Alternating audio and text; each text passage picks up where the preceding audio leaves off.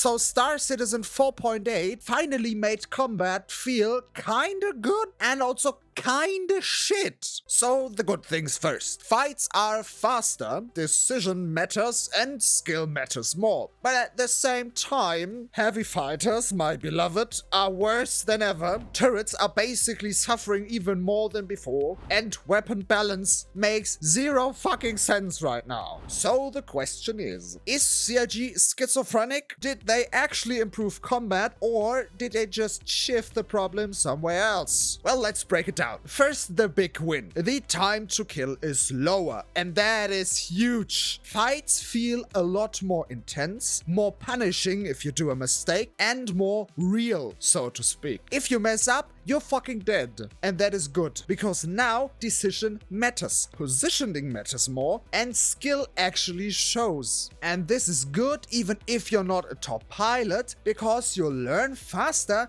because the game or your opponent punishes certain mistakes a lot quicker and a lot harder. No more, I just tanked that mistake for 20 seconds and aim traded you down. Now it's, you messed up, learn or die. And honestly, that alone already makes combat a lot more fun. Second big improvement. Weapon speeds are closer together now. Before it was completely ridiculous. One weapon was at 800 meters per second, another at 1800. Like, what the fuck? I know what I'm going to choose, right? Now it's more like 900 meters to 1400, 1500 meters a second. And that does something really important.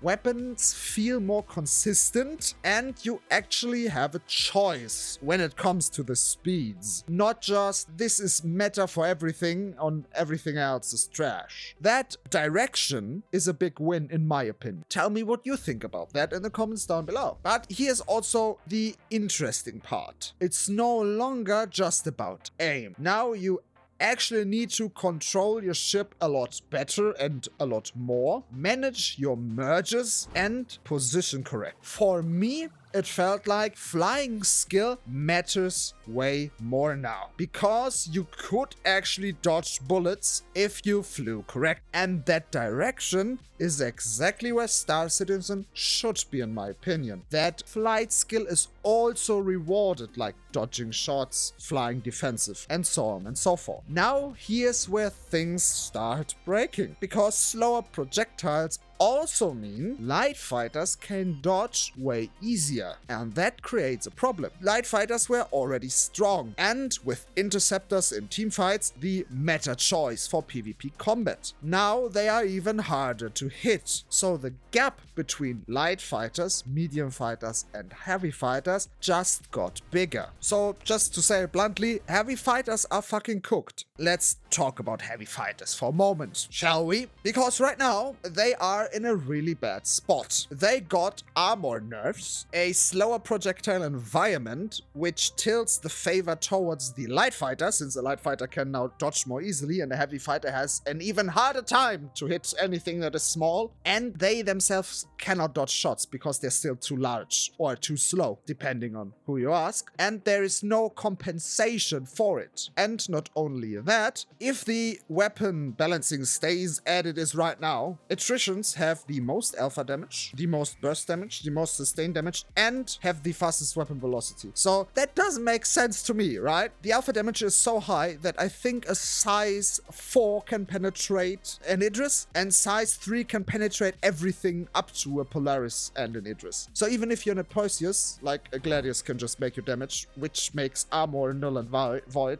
Like, why do we have this system in if the balance stays like that? I doubt it, but if so, what's the fucking reason for armor? So in a heavy fighter, you can't hit a light fighter anymore reliably, but everything else hits you. You just sit there like, yeah, that's fine, and you get absolutely fucking deleted, and that's a huge problem. So let's talk about the already mentioned weapon balance a bit in depth more now, right? Because right now, the fastest weapons are also the ones that do the most damage and have the overall best performance and just penetrate armor. Like, what the fuck? That's not balance. Like, that's just rolling a dice. The biggest change is that now armor got nerfed, everyone in the fighter category can damage each other now again. So a light fighter can damage a heavy fighter, light fighter, and so on and so forth. And I think that is a good idea, because I think heavy fighters should be balanced differently. I made a whole video about that. If you're interested in that, I will link it in the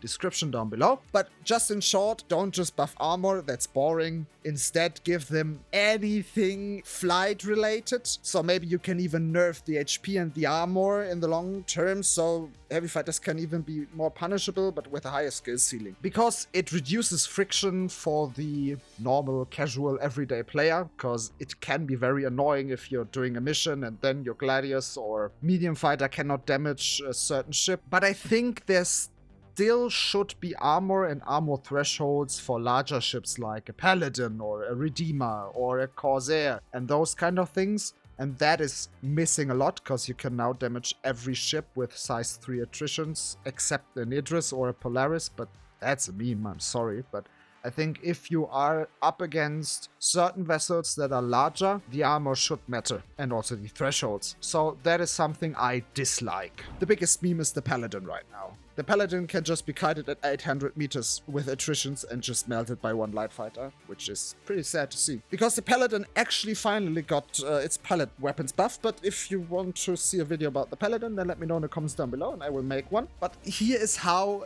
it should look, right? Give weapons roles, right? Like, for example, CF repeaters. Maybe they have lower overall damage, but they have a faster recharge time and with that more sustained DPS. Then maybe give another weapon like the attrition a high burst damage potential, but a slower recharge time. So the sustained damage is a bit lower. And then maybe the, I think, how are they called? Yang 2 repeaters or something? The one that everyone forgot about, maybe give them higher alpha damage, but maybe less sustain and burst damage and so on. And balance those different repeaters for different playstyles. So they are kind of viable depending on what you want to do. So same power level, but different playstyle. Different playstyle. So not what we have currently, that one weapon does everything better than another weapon, especially when crafting comes in, because then that weapon gets even higher damage. And also, I have to say, the attritions, they do so much damage, like, it's insane. An arrow just melts a heavy fighter away. Now, this one is even more important, because turrets are actually worse than they were before. Because some people expected turrets to get better by this change. Well, they didn't. They arguably got even worse. Why? Because, well, now you could argue a light fighter needs to fly closer to the target to hit. A good pilot can hit a large target at 700 to 800 meters, even with 1,400 to 1,500 meters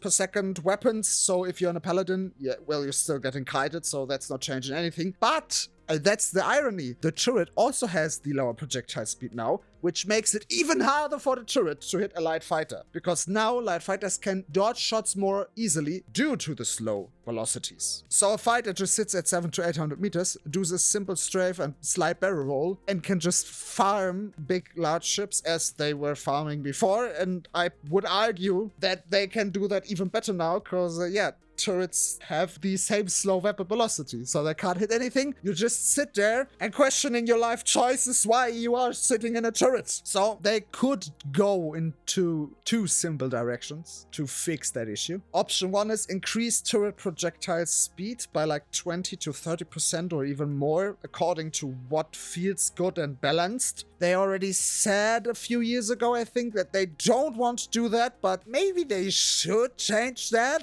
Or they need to introduce anti-fighter turret weapons for all sizes, like flag style, anti-air style weapons to easier hit fast-moving targets with some splash damage and stuff. So you can choose that you are either an anti-kip capital vessel with high damage or an anti-fighter vessel that, I don't know, maybe even can't penetrate armor, so that there's also actually a gameplay choice. If you ask me about medium fighters, well, yeah, they're also pretty cooked right now, especially deep fights, but we will talk about that another day. Especially if you're interested, you can just tell me in the comments if you would like to see a video about that. So where does that leave us? This patch is not bad, but it doesn't feel finished. It's not live yet, so this could also be not null and void and they could revert it before going live, but like some directions I really like, some I don't. And one last thing, Cloud Imperium Games, CIG, is actually doing something good here because they are experimenting, they try bold changes, and they are actively asking for feedback. So if you want to give them feedback, I linked you the Spectrum post of CIG